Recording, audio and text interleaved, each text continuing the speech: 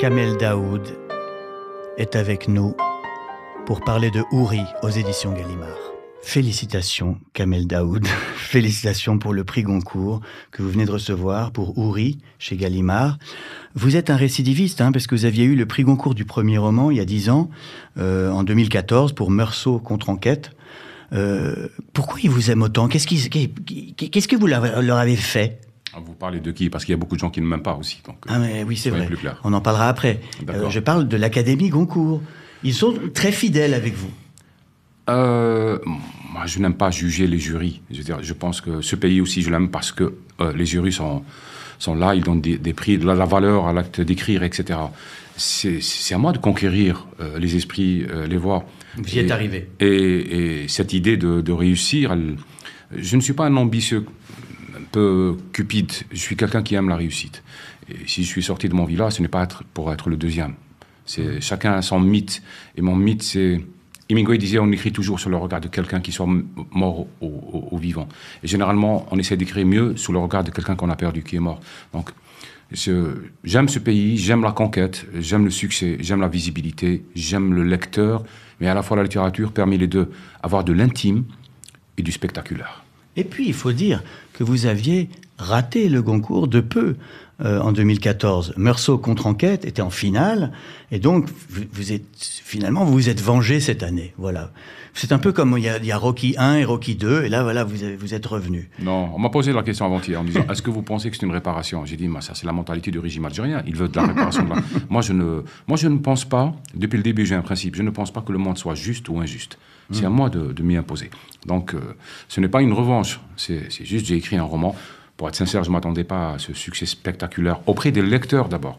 Parce qu'on peut avoir un succès médiatique, vous le savez, un succès de jury, un succès par les pairs, mais le meilleur, c'est le bouche à oreille des lecteurs quand ils viennent dans le prix. C'est le socle. Et donc, je ne m'attendais pas à ça. Mais c'était déjà le cas pour le premier. Et d'ailleurs, Houri pourrait peut-être s'intituler « Algérie contre-enquête ». C'est une enquête. Une contre-enquête, je ne sais pas, parce qu'on n'a pas mené d'enquête sur la guerre civile algérienne. Algérie, je ne pense pas. On ne lit pas un roman avec un passeport. On le lit parce que, justement, c'est la seule frontière que l'on peut traverser sans aucun passeport. Et c'est un roman algérien parce que ce sont mes racines, c'est mon pays natal, mais c'est un roman sur quand même un principe de base. À quoi sert une mémoire? Est-ce qu'il faut y habiter ou la traverser? À quoi sert l'oubli? Est-ce que c'est une forme du bonheur ou une forme de crime? À quoi sert la langue si elle ne raconte pas la vraie histoire de chacun? Donc ce sont des questions qui c'est ce qui fait la littérature. C'est que nous entrons par un pays pour émerger dans un autre pays, qui est le nôtre, et celui de notre intimité. Donc non, on peut peut-être dire que c'est une enquête. J'ai écrit une contre-enquête, après j'ai écrit une enquête. Oui, d'accord. Le titre, Houri, ça représente les créatures fantasmagoriques qui accompagneront les martyrs dans l'au-delà, au paradis. On a vraiment 72 Houri, c'est vrai ça? Parce que c'est beaucoup quand même. Vous savez, les fantasmes, les délires religieux en règle générale pour toutes les religions s'enrichissent d'une manière rétrospective. Plus on avance dans le temps, plus on donne des détails. 72, peut-être si on remonte vers les premiers textes, on ne les retrouve pas, mais après, mais ce sont les vierges qui doivent récompenser les plus fidèles, les martyrs, etc. etc. Mais est-ce qu'on parle de 72 Si on imagine un homme avec 72 femmes, même dans un salon chez La Pérouse, c'est quand même beaucoup. Il y aura beaucoup de Houri insatisfaites. Mais le problème n'est pas là, c'est l'inverse qui pose problème. Si les plus fidèles ont 72 vierges, et les femmes les plus fidèles, qu'est-ce qu'elles ont? C'est une question théologique qu'on a évitée pendant 8 siècles. C'est la vraie question. Et qui pose, et qui quand même met à nu toute la version sexiste de cette mythologie. Bien sûr. Qu'est-ce qu'elles ont les femmes? Donc, mais c'est le sujet du roman. Votre roman est un roman sur les femmes d'Algérie, sur les femmes en général. Alors je résume l'histoire parce que maintenant presque toute la France la connaît.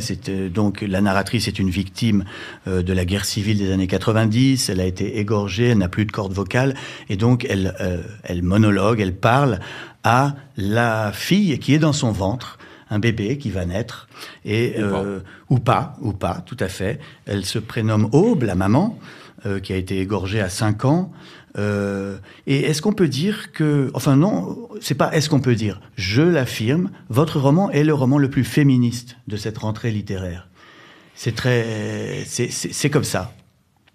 Ça vient du fait aussi que je viens de géographie où le statut de la femme est en train de se dégrader à vue d'œil. Je le répète, et quelqu'un me disait que c'est quand même étrange. Je me dis, non, c'est pas étrange, c'est attendu.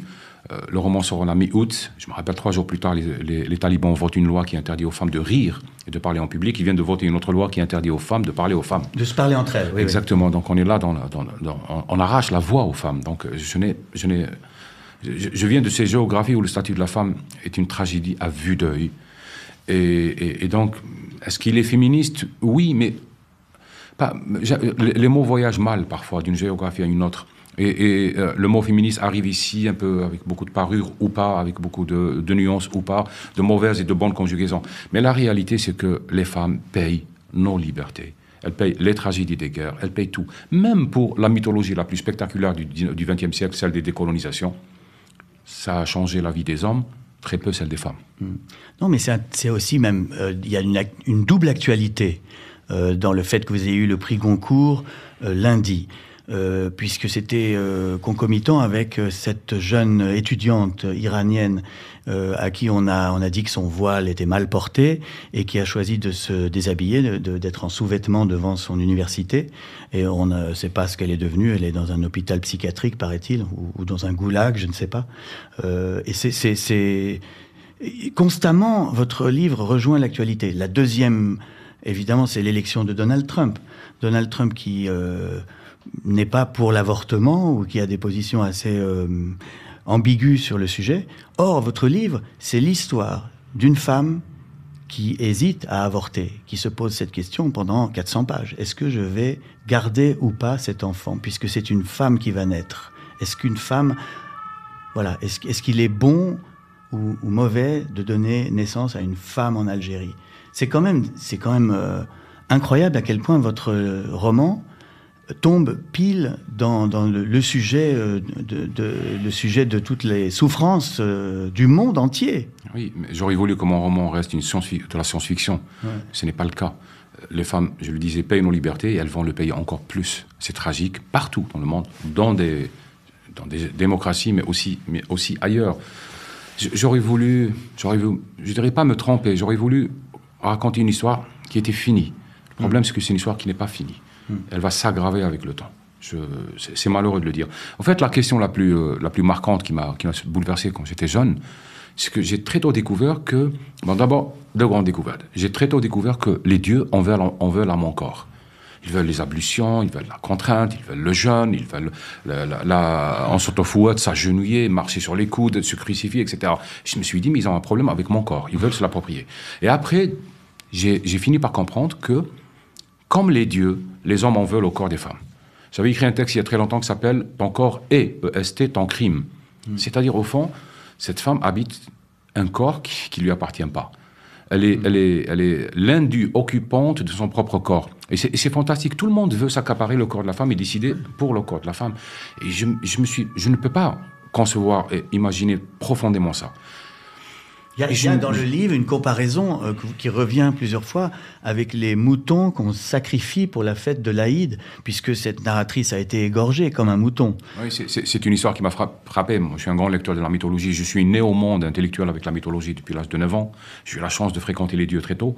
Et c'est moi vrai. Aussi. Oui, c'est la mythologie.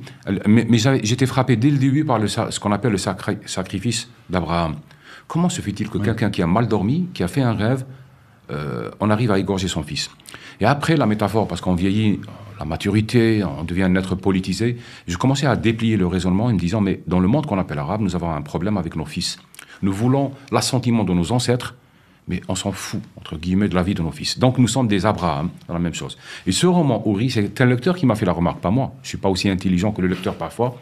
Il m'a dit, mais au fond, Abraham prend son fils, il grimpe, il escalade la montagne pour l'égorger, et pendant tout ce trajet, il parle à Dieu. Job prend sa fille pour l'égorger quelque part, mais tout le trajet, elle parle à sa fille. Parce qu'une mère parle à la vie, alors qu'un prophète parle à Dieu, à l'abstraction, comme dirait Camus dans La Peste, l'abstraction. Donc, le mythe d'Abraham m'a toujours bouleversé, et je me suis dit, mais c'est la narration, c'est la séquence qui prévaut dans le monde qu'on appelle arabe. L'éloge des ancêtres et le sacrifice des enfants. Mais vous savez, il n'y a pas besoin de chercher si loin chez nous, puisque moi, on m'a enseigné qu'il fallait adorer un fils de Dieu qui est cloué sur une croix. C'est pas très très gentil pour un Dieu de clouer son fils sur une croix. Vous êtes d'accord? Bon, donc il y a ce problème un petit peu dans toutes les religions. Hein. Je compatis pour vos malheurs. Oui. Alors, vous dites que le voile est un cercueil dans les cheveux. Alors que répondez-vous à des politiciennes françaises comme Sandrine Rousseau qui disent que le voile c'est une liberté, que si on a envie d'en mettre un, on a le droit? Vous savez, c'est un vieux débat. Je peux vous répondre par trois entrées. Je me rappelle d'une femme dans une ville algérienne il y a quelques années qui me disait c'est ma liberté de porter le voile en pleine salle. Il y avait à peu près 500 personnes. J'ai dit je ne vous crois pas. Parce que si la valeur suprême c'est la liberté, je vous demande à manifester demain à Alger pour la liberté des femmes de porter une mini-jupe. Vous ne le ferez pas. Parce que la valeur suprême n'est pas la deuxième des choses, la deuxième entrée, c'est que pour pouvoir concevoir le voile comme un droit, il faut que ça soit subventionné par la démocratie. On le fait dans des pays où on a le luxe, par démocratie, même le luxe du renoncement à ses propres droits et son propre corps. Mais on est en démocratie, qu'est-ce qu'on risque? Le vrai prix du voile, ce sont les Iraniens et les Afghans qui le fixent. Là, il n'y a pas de subvention par la démocratie. Là, il n'y a rien. Ce n'est pas culturel, ce n'est pas contre-culturel, ce n'est pas communautaire, c'est quelque chose que l'on paye. La troisième des choses, je l'ai dit avant-hier, pourquoi on en veut au corps de la femme? Pourquoi il faut le cacher? Pourquoi les hommes qui ont de beaux cheveux comme vous ne les cachent pas? Parce que... Je suis fier de ma chevelure, je ne mets pas... Mais c'est extraordinaire. Pourquoi Parce qu'au fond, nous avons aussi vécu ça en Algérie. Au début, on nous disait, oui, mais le voile, c'est culturel. Non, le haïk de ma grand-mère, etc., c'était un peu culturel. 92, les femmes commencent à se voiler parce qu'elles ont peur. 94, les premières fatwas, c'est-à-dire avis religieux pour dire, c'est pas le voile légitime, le hijab shara'i. Il faut qu'il soit ample, noir, corbeau, et qu'on masque la totalité, on laisse le visage. 2 ans plus tard, non, même le visage et les mains, il faut les cacher. Au fait, il y a une entreprise d'effacement du corps de la femme. Et donc, dire que le voile, c'est ma liberté, je ne le crois pas. Et puis, j'en viens aux intellectuels organiques du renoncement au corps. Moi, je les invite à aller vivre en Iran. En Iran, par exemple. Ouais. C'est ce que disait un humoriste qui disait, mais pourquoi se fait-il que tous les gens qui soutiennent le goulag et Staline, quand le mur de Berlin est tombé, personne n'est allé vivre de l'autre côté. Donc, je suis en colère. Au fait, sachant ce que coûte le voile, sachant ce que se coûte de le porter, et ce que coûte encore plus de vouloir l'enlever. Donc, on va peut-être raconter cette histoire à des occidentaux blancs qui promènent un peu la culpabilité comme une croix. Ça peut aller, mais moi, on ne me racontera pas d'histoire sur ça. Qu'est-ce que c'est que cette guerre civile algérienne? Alors, puisqu'il n'y a presque pas de livre sur le sujet, est-ce qu'on peut résumer un peu ce qui s'est passé? C'était la victoire du fils, donc la victoire des islamistes en Algérie en 92, c'est ça, qui a déclenché... Pas exactement, non, pas exactement. Disons qu'on peut retenir la séquence la plus grossière. Disons que 1988, soulèvement contre le régime du parti unique un peu partout dans le monde. C'est la chute du mur de Berlin, etc. En Algérie, ça a été inaugural. Donc le parti unique s'effondre, l'armée sort dans la rue, tire sur des jeunes. On a eu 500 morts. Les événements du 5 octobre 1988. Et comme toujours, quand il y a une rupture politique, ce sont les islamistes qui se greffent parce qu'ils sont très bien organisés. On arrive aux élections 90-91. Le système électoral était totalement faussé parce que c'est un système électoral avec un engineering de fraude depuis toujours. Mais il s'est retourné contre le régime. Le Front islamique du salut gagne, l'armée annule, explosion de violence. Ça, c'est pour la séquence simple. Oui. Mais la réalité, c'est que les mouvements djihadistes étaient actifs depuis le retour d'Afghanistan. Donc, depuis 1988, il y avait déjà des attentats, etc., un projet de califat, etc. Il faut lire leur premier manifeste en 88-89. Donc, on est là. Ça explose, confrontation. Et les gens sont au milieu, et ça fait à la fin entre 200 et 250 000 morts. Et sur ces 250 000 morts, il y a un silence absolu. On n'a pas le droit d'en parler. Non. Parce que c'est la guerre honteuse. Ce n'est pas la guerre contre l'autre, c'est un suicide. C'est la guerre où tout le monde a tué, où tout le monde a été tué. C'est une guerre civile. Et dans un pays qui a bâti sa mythologie, à juste titre, sur une guerre d'indépendance, comme beaucoup d'autres pays, Là, c'est une guerre honteuse, donc on ne la raconte pas.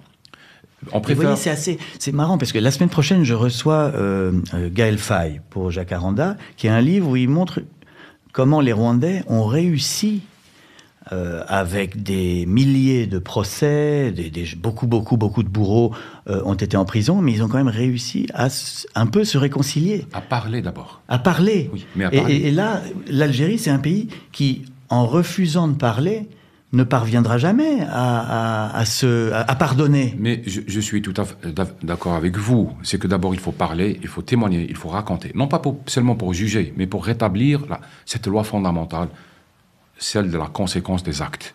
Oui. Rétablir la responsabilité. Ce n'est pas un jugement. Je peux comprendre que l'on taise une guerre pendant les 5 premières années parce qu'il faut apaiser les esprits et cicatriser les blessures. Mais par la suite, il y a un travail quand même à réaliser. C'est pour ça que, après le prix Goncourt, j'ai vu des réactions de gens qui oui, je parle d'Algérie ou du Maghreb, oui, non, oui, non. Ah bah, y a beaucoup de gens c'est en France, vous êtes le bon arabe, quoi, Oui, et là-bas, vous êtes le traître. Bien sûr, mais écoutez, on ne peut pas être singulier et libre sans se faire tirailler entre tous les sens, etc. Moi, ma nationalité, c'est le roman. Donc, je comprends que chacun veuille me voir à travers ses propres obsessions. Mais je continue, j'ai toujours été quelqu'un de libre. Je vais essayer de... Bon. Oui, mais vous avez quand même dû partir. Vous viviez à Oran et vous êtes parti en France depuis un an. Justement, pour pouvoir être libre. Parce que vous saviez que le livre allait sortir et qu'il fallait partir. Non, sérieusement. Ouais. Franchement, non. Mais j'avais même pas, moi. J'ai commencé le livre en arrivant en France. Donc, c'est pas ça. C'est qu'à un moment, la parole coûtait trop. Le système politique en entier. Quand je dis le système, il faut peut-être corriger. Ce n'est pas le régime politique. Les intellectuels hyper-urbains à Alger sont aussi féroces que le régime, sauf qu'ils n'ont pas d'armée et de prison. Donc, il n'y a que des textes et des manifestes et des diffamations et le numérique. Mais c'est pas ça. C'est que la liberté, c'est quelque chose qui s'apprend. Et en Algérie, nous sommes un pays libéré, mais on n'a pas encore pris conscience de la liberté et de l'infraction qu'elle fait à l'unanimité. J'ai eu autant de problèmes avec le régime qu'avec les élites urbaines algéroises qui ont la pensée unique. Je ne leur en veux pas. Je me dis que depuis 62, ça s'apprend la liberté. La liberté, c'est un risque que l'on prend comme l'amour. On se met à nu et on accepte la différence des autres. Maintenant, pour ce livre-là, moi j'invite les Algériens, comme moi, non pas à juger d'un prix, de sa valeur, de ma bonne ou mauvaise foi. Je les invite à apaiser leurs âmes et à parler de cette période-là et à construire une réconciliation avec nous-mêmes. Moi, je voudrais que l'on parle plus des 250 000 morts et des auteurs de ces tueries qui se promènent au soleil plutôt que de mon roman. Parce que le crime, je le rappelle, c'est bête, le crime, ce n'est pas d'écrire, c'est de tuer. C'est pas moi le criminel. Oui, mais vous êtes menacé de mort. Je veux dire, vous avez... non, je ne sais pas. Alors, j'étais dans le jury du Renaudot lundi chez Drouan. Il y avait des policiers partout. Vous n'avez pas vu? Il y avait des policiers à l'entrée, il y avait des policiers à l'étage. J'avais jamais vu ça, avec des armes. Hein. Ah bon? Oui, il y avait des flics qui protégeaient le restaurant. Il n'y en a pas d'ailleurs aujourd'hui chez La Pérouse, donc je suis un petit peu craintif. Parce que je suis beaucoup moins courageux que vous. Hein. Beaucoup. Ah, mais moi, je ne suis pas courageux. Je suis quelqu'un de digne. Je suis quelqu'un de digne. Je pars d'une phrase que je répète souvent, c'est mon mantra. C'est celui qui ne peut pas mourir à ma place ne peut pas vivre à ma place. C'est une révélation que j'ai eue à un moment. Si je rencontre l'être humain qui va me dire, Monsieur Daoud, vous allez mourir tel jour, à telle heure, et c'est moi qui vais le faire à votre place. Il sera Dieu pour moi. Mais cet être n'existe pas. Donc, quand je regarde quelqu'un, ce n'est pas à moi de baisser les yeux. Moi, je vis ma vie jusqu'au bout. Et donc, ce n'est pas une question de courage, c'est une question de dignité. Vous avez dit sur France Inter, le lendemain du Goncourt, je réunis tout ce qu'il faut pour une décapitation. C'est pas une phrase anodine. Oui, mais un enseignant dans une école française maintenant peut aussi dire cette phrase-là. Oui, d'accord. Ce n'est pas uniquement moi. Oui. Nous sommes des écrivains. Nous sommes nombreux. Nous sommes nombreux. Nous sommes nombreux. Le problème, c'est que nous sommes une majorité à avoir peur, alors que nous devrions être une majorité à rétablir l'équilibre. Non, mais vous avez une fatwa contre vous depuis 2014. Mais c'est pas important. Franchement, c'est pas important. C'est pas important. Il n'y a pas de garde du corps chez La Pérouse. Non, c'est pas ça. J'ai peur. Non, c'est pas ça.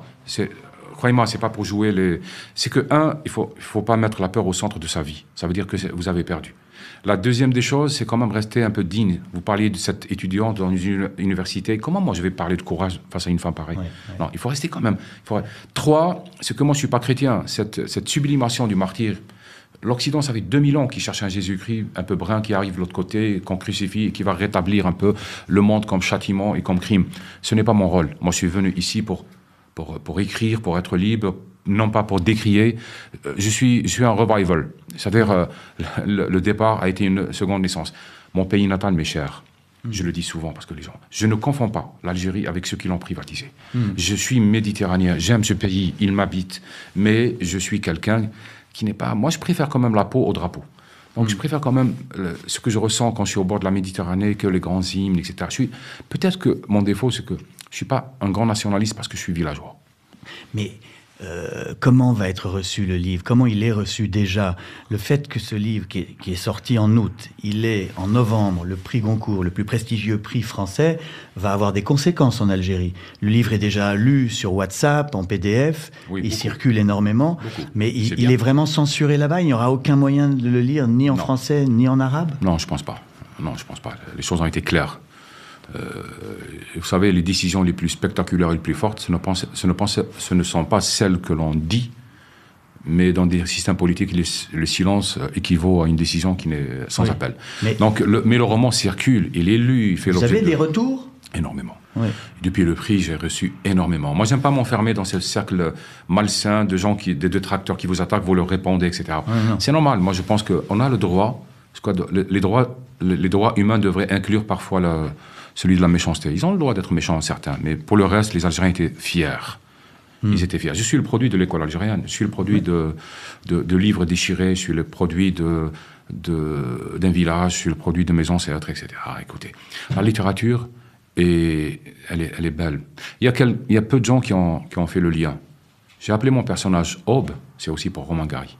Ah oui. La promesse de l'aube. Ah oui, la promesse de l'aube, c'est beau. Mais justement, parlons un peu de littérature, parce que le problème quand on traite un grand sujet politique comme vous, c'est que parfois on en oublie de dire le travail littéraire de style qu'il y a. Alors, par exemple, votre livre, c'est un monologue intérieur, comme celui de Molly Bloom à la fin d'Ulysse, de Joyce.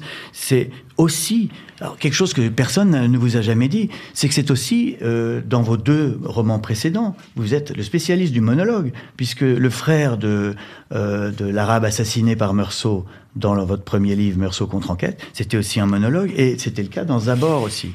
Oui, j'ai écrit... C'était une confession, Zabor, en 2017. Oui, mais c'est votre truc d'être à l'intérieur de quelqu'un qui se confie, quoi. Oui, alors, j'ai toujours pensé en termes de trilogie. Pour moi, c'est la trilogie des monologues. Je voulais l'appeler ainsi à un moment. Ah bon? Oui. Oui. Le monologue... Alors, confirmez-moi, je suis le premier à vous dire ça. Oui. Ah, merci. D'accord. Parce que les gens ne parlent que de politique. Oui, mais ça va s'apaiser. La politique, je vous le disais tout à l'heure, c'est une passion française et algérienne. C'est notre roman national, donc les gens voient les choses à travers la politique.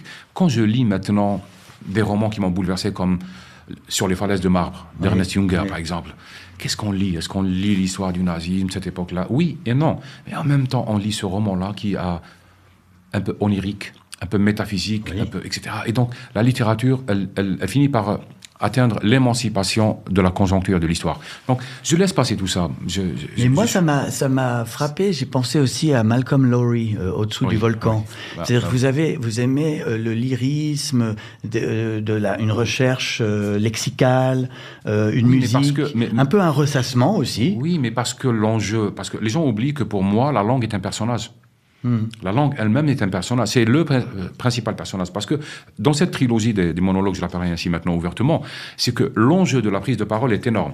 Vous avez quelqu'un dont on a tué le frère et qui n'a pas le droit de parole, parce que ce sont tueurs, entre guillemets, qui écrit mieux que lui. Vous avez quelqu'un dans un bord qui apprend la langue et qui veut sauver son village et ses ancêtres, mais personne ne le comprend parce qu'il écrit dans une langue étrangère. Et vous avez quelqu'un qui, à la fin, a perdu la voix et qui ne peut pas raconter une histoire. La langue et la prise de parole, le monologue, vous savez qu'est-ce qui est extraordinaire? C'est qu'à la fois... tout est permis, c'est très libre. Le monologue est très libre. Oui, mais en même temps, c'est une tragédie parce que c'est un monologue. Oui. Enfin, là, elle parle à son enfant. Donc on peut je suis à la fin du monologue, justement. Et je suis content que vous le dites, parce que je suis vraiment à la fin d'un cycle de monologue. Là, ça a été entamé. Le dialogue a été entamé. Et je rêve de ce roman-là où il y aura du papotage entre Robinson Crusoe et Vendredi. Mais c'est ce que nous faisons là. Oui. Mais on ne dira pas qui est seul sur son île. On ne le dira pas. Non, mais je le sais. Non, mais c'est vrai que le monologue est là, mais le monologue, c'est une tragédie en soi-même. Et l'enjeu de la langue, c'est un enjeu important. C'est un enjeu humain, trouver les mots. Vous savez, je dis toujours qu'on a deux histoires. Celle qu'on aime bien raconter et celle qu'on n'arrive pas à raconter. Parfois, ça prend toute une vie. Parfois, on se trompe sur le destinataire de cette histoire. Parfois, on la commence et on s'arrête. Et cette histoire, elle est là. Et à un moment, il faut qu'elle trouve ses mots, elle les perd, elle les cherche, etc. C'est comme un jeu d'osselet, les mots. Et donc, pour moi, c'est ça ce qui est important. Maintenant, la lecture politique, mais bien sûr, mais on laissera passer. Ça s'apaisera. Oui, mais alors, alors là, je vais vous dire quelque chose d'un peu cliché. C'est que tout ça, ça vient des Mille et une nuits. Les Mille et une nuits, hein, c'est Scheherazade qui raconte des histoires pour qu'on la tue pas. Oui, mais c'est une histoire qui finit mal. On reconnaît bien l'influence des Mille et une nuits dans Houri, je trouve. Et alors la semaine dernière, j'avais Miguel Bonnefoy et je lui ai dit, puisqu'il est franco-vénézuélien, je lui ai cité Don Quichotte. Donc c'est pareil, c'est un peu cliché. Je reçois un Algérien, je lui sors les Mille et une nuits. C'est un petit peu. Mais c'est vrai quand même qu'on sent que les Mille et une nuits sont omniprésentes dans votre livre. Bien sûr, mais je pense que dans la généalogie des écrivains, il y a ce que j'appellerais le livre ancêtre. Et oui. Ferkas parle tout le temps de Don Quichotte. Est-ce qu'on le lui reprocherait? Est-ce que c'est du cliché? Non, pour lui, le roman, c'est Don Quichotte. C'est un écrivain que j'admire. C'est la langue espagnole, peut-être. Oui, mais c'est disons, le socle de la possibilité de la fiction. Oui. Dans des systèmes catholiques fermés, etc. Dans le monde qu'on appelle arabe, le socle, le texte fondateur du droit à la fiction, ce sont les Mille et une nuits. Donc, on a des géographies où il y a des textes fondateurs qui restaurent le droit à la fiction. Et tous les écrivains se cherchent des ancêtres. Donc, on revient vers cet ancêtre éponyme qui donne son nom à toute la littérature. Et les Mille et une nuits, moi, je suis à la phase où je me dis c'est une histoire triste, parce qu'à la fin, elle épouse quand même quelqu'un qui a beaucoup tué. Donc, c'est pas la bonne histoire. Don Quichotte aussi. Ouais. Mais que faisons-nous à un certain âge, sinon revisiter ce livre ancêtre? Oui, c'est le livre fondateur. Et la sœur d'Aube a été tuée. Et donc, elle est la seule à pouvoir parler. Et donc, elle est bien obligée de parler pour survivre. Est-ce que... Alors, qu'est-ce que je voulais vous demander?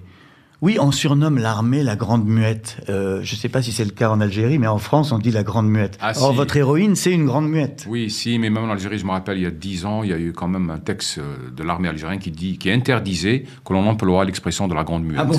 Ouais. Et là, le mutisme est devenu total, parce qu'on ne pouvait même pas dire cette phrase. Faisons un rêve, comme disaient Sacha Guitry et Martin Luther King. Qu'est-ce que vous souhaitez à l'Algérie contemporaine? Imaginez que vous êtes nommé président. Ce que je ne vous souhaite pas. Oui. Je voudrais que l'Algérie revienne au présent. Franchement, le passé n'est pas une demeure, c'est la demeure des morts. Nous habitons le présent. Je souhaite que l'on restaure la primauté de l'enfant sur l'ancêtre. Je souhaite qu'on en parle nos langues, au lieu des langues d'identités imaginaires. J'adore la langue arabe, je la maîtrise, j'écris avec. Mais ce n'est pas la langue algérienne, elle n'est pas les langues algériennes. Donc j'ai envie, si j'étais président, je pense que je vais inverser le tout. Et je vais commencer par l'école, le livre des contes, l'éditorial, les textes de jeunesse. Cela ne veut pas dire que je désespère des aînés. Je vais les laisser disparaître un peu et je miserai tout sur l'enfant. Au fait, métaphoriquement, j'ai envie de renverser la tendance du temps et d'aller vers le futur. Bien sûr. Une des choses les plus difficiles à habiter, c'est le présent. Pour beaucoup de pays, d'ailleurs. Et donc, oui, mais en plus, là-bas... Je dirais ça. Revenons au présent. Oui, mais là-bas, on célèbre la guerre de libération, d'indépendance, de décolonisation contre la France, et on omet complètement la décennie noire. C'est ça, c'est ce que vous répétez tout le temps. Alors, est-ce que aussi vous diriez, faisons comme les Rwandais, faisons des procès, faisons des témoignages, des confessions, et après un pardon possible. Bien sûr, mais vous savez pourquoi il faut le faire? Parce que là, on rétablira la dignité du vivant et la dignité du mort. Pour le moment, qu'est-ce qu'on dit à ceux qui viennent de naître en Algérie? On leur dit, la meilleure vie, c'est d'être mort, et surtout d'être mort durant la guerre de libération. Et un jour, un ami m'a dit, mais regarde, on reproche aux Occidentaux de hiérarchiser le vivant. C'est-à-dire, regardez, quand il y a 2 Suisses morts, tout le monde en parle dans un attentat. Quand il y a 400 jeunes filles kidnappées par Boko Haram, personne n'en parle. Il m'a dit, mais c'est vrai, mais en même temps, nous aussi, nous faisons la même chose. Nous hiérarchisons nos morts. Et donc, on est dans cette... Rétablissant aussi moi, ce que j'ai envie, que mon pays natal s'apaise. Et qu'il se dise, j'ai une responsabilité au présent. Et qu'il apaise son rapport aux autres et à l'altérité, au reste du monde. Nous voulons appartenir au reste du monde, en même temps, nous ne voulons pas que le reste du monde pose le pied chez nous. Donc, réparons-nous notre présence au monde. Je comprends l'histoire, elle fut douloureuse, etc. Moi, je suis quelqu'un qui croit qu'il n'y a pas de fatalisme. Sinon, je n'aurais pas été ici à La Pérouse avec vous si j'avais suivi le déterminisme de ma famille. D'accord ? Donc, je ne crois pas. Je crois que... il faut construire sa présence au monde, il faut conquérir. Et j'ai envie que ce pays-là s'apaise et qu'il ne trouve pas dans la vantardise, la fierté, le passé, la fausse monnaie de sa richesse. Parce que vous connaissez, vous étiez journaliste à Oran, vous étiez reporter pendant cette guerre, vous avez vu les atrocités. Physiquement, vous avez vu ça. Et vous voyez que personne n'est jugé, que personne n'est coupable. Mais ça, c'est une conjonction... C'est quand même surréaliste. Oui, mais c'est une conjonction d'intérêts. Si vous avez un système politique entier bâti sur la rente mémoriale, tout est de la faute de la France parce que ça nous dispense de tout. Mais, si vous avez remarqué, l'Algérie, elle commence à parler d'excuses à la France, etc. après les années 2000, pas avant. Et je me suis toujours posé la question jusqu'au moment où... c'est pas par association, j'ai compris. Je me suis dit, mais pourquoi les islamistes soutiennent à grands cris la demande d'excuses de la France ? Mais parce que c'est le seul moyen de faire oublier leurs propres crimes. Parce que eux, le seul moyen de faire oublier qu'ils ont un devoir d'excuse vis-à-vis des Algériens qu'ils ont tués, c'est de dire que tout est de la faute de la France. Donc, cette concurrence dans l'amnésie, l'oubli et la mémoire, elle sert des enjeux politiques. Si vous lisez la presse islamiste algérienne, chaque jour, il y a un édito ou deux ou trois contre la France. Pourquoi ? Mais c'était quand même il y a longtemps, tout ça. Oui, mais c'est pas ça. Des meurtres qui ont eu lieu au début des années 2000 ne peuvent pas être reprochés aux Français. Non, je sais, mais le mémoral, c'est pas le domaine de la rationalité aussi. Oui, c'est vrai. Donc moi, ce que je voudrais que l'histoire soit réparée, qu'elle s'apaise et qu'on puisse se dire, nous avons un devoir vis-à-vis de nos enfants. C'est ce que je répète toujours, être un ancêtre, ça se mérite. Donc il faudrait qu'on laisse à nos enfants un pays debout, un pays fier, un pays qui a réparé le rapport aux autres, etc. Donc oui, réparons le présent. Et je dis pour les gens qui n'auraient pas encore lu Houri, et sans dévoiler la fin, que c'est un livre qui va vers la paix, la lumière et l'espoir. J'ai pas voulu écrire un livre de guerre, j'ai écrit un livre de retour à la vie. Oui. Franchement, parce que sinon je l'aurais pas écrit. C'est pas un livre de pédagogie, c'est que, vous savez, vous êtes écrivain, il y a des livres qui sont là à la fois par une nécessité visible et une nécessité invisible. Et c'est comme ça qu'on construit un roman. Et écrire, c'est partir de la nécessité visible vers la nécessité invisible, que l'on finit par découvrir et que l'auteur découvre bien plus tard. Et je crois que c'est ça. Vous-même, vous avez des enfants. Exactement. Et vous l'avez écrit pour eux, ce livre. Bien sûr. Mais j'ai écrit aussi pour rétablir, pour que l'histoire soit apaisée. Et j'avais envie, au fond, de trouver des raisons d'aimer, de m'aimer. Parce qu'en Algérie, nous avons un grand problème. Je le dis maintenant à l'antenne et je sais que je vais être attaqué. Nous ne nous aimons pas. Et nous ne nous aimons pas. Nous nous envoyons ça. Je ne sais pas. Je pense que... Oui, alors il y a la colonisation qui joue un rôle. Vous étiez un peu déshumanisé pendant cette période. Quelle colonisation ? Il y en a eu tellement. Les Ottomans, les Romains, les Vandales, les Espagnols. Tout le monde est venu dans ce pays, il a saccagé ce pays, etc. Il a construit, mais notre histoire est plurielle. Et vous savez, après 2000 ans d'histoire plurielle, nous avons inventé le parti unique. Vous voyez un peu la tragédie. Au fait, c'est qu'il faut apaiser. Il faut revenir à soi. En fait, j'ai envie qu'on habite ce pays. Ouais, mais vous savez, en lisant Houri, on a envie d'aller en Algérie. Passons maintenant au jeu très célèbre de Conversation chez La Pérouse. Devine tes citations.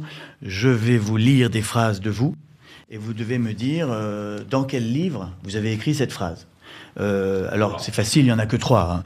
Meursault, Zabor ou Houri. Voilà. Très bien. Aujourd'hui, Ma est encore vivante. Meursault contre enquête. Oui, c'était un pastiche, bien sûr, de l'incipit de L'étranger de Camus. Aujourd'hui, Maman est morte. Est-ce que la famille de Camus a réagi après la sortie du livre ?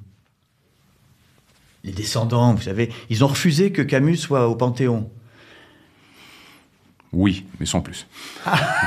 Oui, est-ce que Meursault a très très bien marché ? Peut-être qu'il voulait participer au succès du livre ? Je ne juge pas des intentions des autres. Autre phrase de vous. Bon sang, comment peut-on tuer quelqu'un et lui ravir jusque sa mort ? Meursault. Meursault, toujours en 2014. Cette phrase aurait pu être dans Houri. Hein. Pourquoi il y a eu 10 ans entre les deux, d'ailleurs? Vous avez mis longtemps avant de reparler de... Vous le savez, il est difficile de survivre à un succès. Et Meursault a été un succès international et qui a provoqué énormément d'ondes. Pardon. Et à un moment, je me suis dit peut-être qu'il fallait retrouver l'insulaire en moi. Oui. Donc, il fallait du temps. Écrire est la seule ruse efficace contre la mort. Zabor, premier chapitre. Ah, il connaît bien ses livres, Kamel Daoud. 2017, c'était chez Actes Sud. Vous avez changé d'éditeur. Et pourquoi vous avez changé d'éditeur? C'est une question très gênante. Non, parce que le monde est vaste. Et il est fait de rencontres, et de belles rencontres. Autre phrase de vous. Je voudrais posséder l'Occident et je ne le peux pas. C'était dans le musée. Oui, le peintre dévorant la femme. Vous avez passé une nuit au musée Picasso en 2018. Et c'est un livre très différent de vos autres livres. En gros, voir des tableaux de Picasso pendant toute une nuit, ça vous rend complètement obsédé. Totalement. Totalement.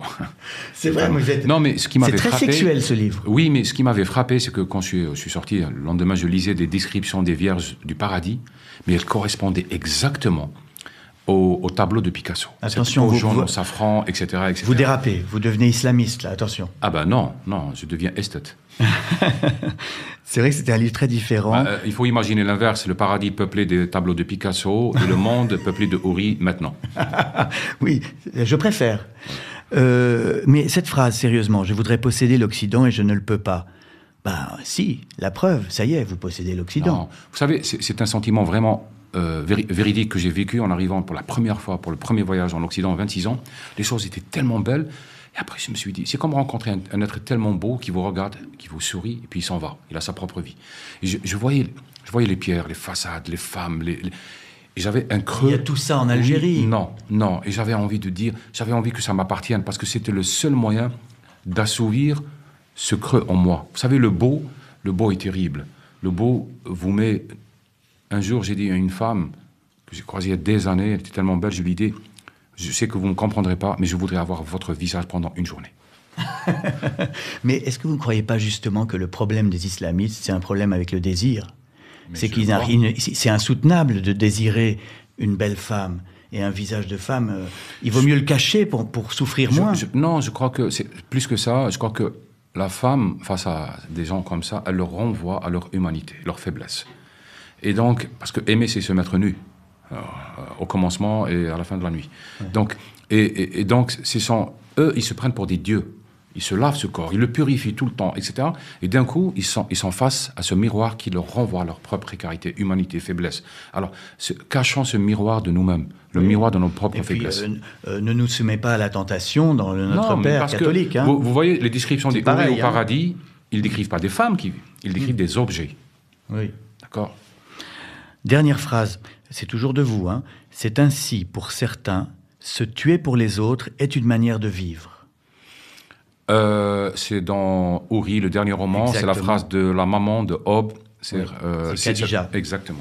La mère d'Hob qui lui dit ça. Se tuer pour les autres est une manière de vivre. Ben, c'est une très belle conclusion à notre conversation. Merci infiniment. Juste avant de se quitter, il y a une nouvelle rubrique dans cette émission. Ce sont des conseils de lecture, les conseils d'un professionnel, quoi, d'un confrère. Vous parlez de vous. Bien sûr, voilà. Non, aujourd'hui, c'est vous qui allez donner des conseils. Donc, je vous demande, par exemple, un livre qui vous donne envie de pleurer. Vous me renvoyez à des livres plus... allez-y, si vous avez préparé. Oui, parce que généralement, c'est une conversation à Saint-Exupéry, Le château de ma mère. La première fois où j'ai pleuré, mais j'ai sangloté en lisant un livre. De Marcel Pagnol. De Marcel Pagnol, exactement. Ouais. Il y a un autre livre qui m'a fait pleurer, qui me fait pleurer jusqu'à maintenant, c'est Des souris et des hommes. Oui. Donc, on ne peut pas ne pas pleurer. Oui. Sauf si on est un critique littéraire. Oui, c'est mon cas, j'ai pas pleuré. Non, j'aime beaucoup Steinbeck, mais je trouve qu'il en fait quand même un petit peu des caisses dans Des souris et des hommes. J'ai oublié aussi un autre livre qui m'a fait pleurer de dépit, de chagrin, de colère. C'est le livre de Alal Aswani, J'ai couru vers le Nil. C'est-à-dire l'échec des soulèvements dans le monde arabe. Et ça m'a fait pleurer. Mais qu'est-ce que c'est dur, ce livre-là. Est-ce que vous avez pleuré par moments en écrivant Houri? Oui. J'ai un des chapitres... La scène du massacre des enfants? Non. Vous savez, j'ai écrit ça entre 10h et midi, la séquence de Amra, cette femme qu'on appelle la terroriste, et qui dit l'oublie, rappelle-toi de mon nom, n'oublie pas mon nom, etc. Et j'étais dans un bistrot en train d'écrire, et j'ai fini en sanglots, et tout le monde me regardait dans le bistrot, parce que cette femme qu'on appelle la terroriste, elle a été violée, elle a été kidnappée. Quand elle est revenue, on a pardonné au tueur, mais pas à elle. Je vous jure que j'ai sangloté. Parce que toute la scène, pour moi, ça s'est joué dans un bistrot, et c'était comme ça, j'ai pleuré. Est-ce que le serveur vous a apporté un Kleenex, un mouchoir? Non, il se tenait loin, donc il ne savait pas comment réagir. Et moi, comme méditerranéen, j'ai très vite recomposé mon visage. Mais j'ai pleuré. Un livre pour arrêter de pleurer? Un livre pour... Qu'est-ce que j'avais arrêté de pleurer? Donc, pour réfléchir, pour espérer.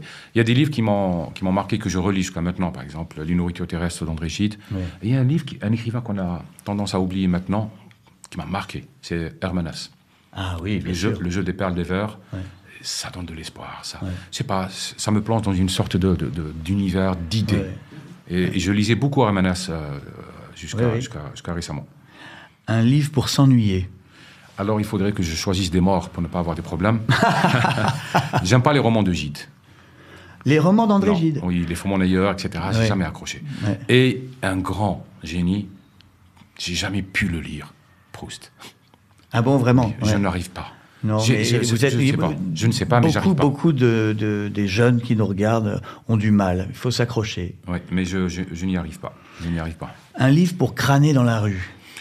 J'étais, vous pouvez le comprendre facilement, fasciné par Hervé Bazin pendant un Vipère au point. Ah oui, d'accord, parce que c'est le fait qu'il soit au point. Oui, Vipère au point. Un livre pour se prendre pour un héros, par exemple, c'est pas un roman. Et en même temps, c'est un roman. C'est Les 7 piliers de la sagesse de Laurence d'Arabie.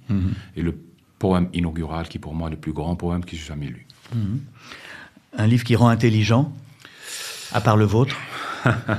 Alors, j'avais noté un livre que je relis chaque fois, c'est Tandis que j'agonise, de Faulkner. Ah oui. Parce que quand je le lis, au-delà de l'usage de la langue, de la métaphore, il rend intelligent la perception. Il est bouleversant. Ce roman, c'est un chef-d'œuvre d'apprentissage pour les romanciers. Un livre pour séduire, éventuellement en laissant traîner sur la table de chevet, vous voyez? Non. Sur la table de chevet, ça veut dire que la personne est déjà là. Donc, alors, un livre pour séduire dans la rue. J'aime bien raconter ma façon, ma découverte de Martin Eden et de Jack London. Jack London. Et la vie de Jack London, elle est incroyable. Oui. C'est une manière de séduire, c'est-à-dire de dire qu'à la limite, regardez, ça finit bien. Si vous êtes avec moi, ça va finir comme ça, bien. Enfin, bien, je ne sais pas, Jack London. Il a quand même choisi à la fin de Martin Eden. Oui, mais il raconte dans Martin Eden son propre suicide. Oui. Et cette phrase, elle m'a bouleversé quand j'étais jeune. Il plongea. Et au moment même où il le sut, il ne savait déjà plus rien. Oui. Un livre que je regrette d'avoir lu. Non. Du moment que c'est pas un livre de Bec BD, ça va, vous pouvez y aller. Écoutez, c'est bizarre. J'ai été fasciné par un titre pendant des années, c'est Le Seigneur des Anneaux. J'avais fini par écrire un résumé de ce livre que je n'ai jamais lu, juste en répétant le titre. J'avais 13 ans. Donc j'ai écrit les premières nouvelles qui s'appelaient Le Seigneur des Anneaux, était magnifique. Et à la fin, un jour, à l'âge de 25 ans, je suis tombé sur la trilogie, je l'ai acheté, je l'ai lu. C'est prétentieux de ma part, mais ma version était... Ah oui, c'est prétentieux. Alors, il y a la question de Gaël Faye, qui est un livre que je fais semblant d'avoir fini.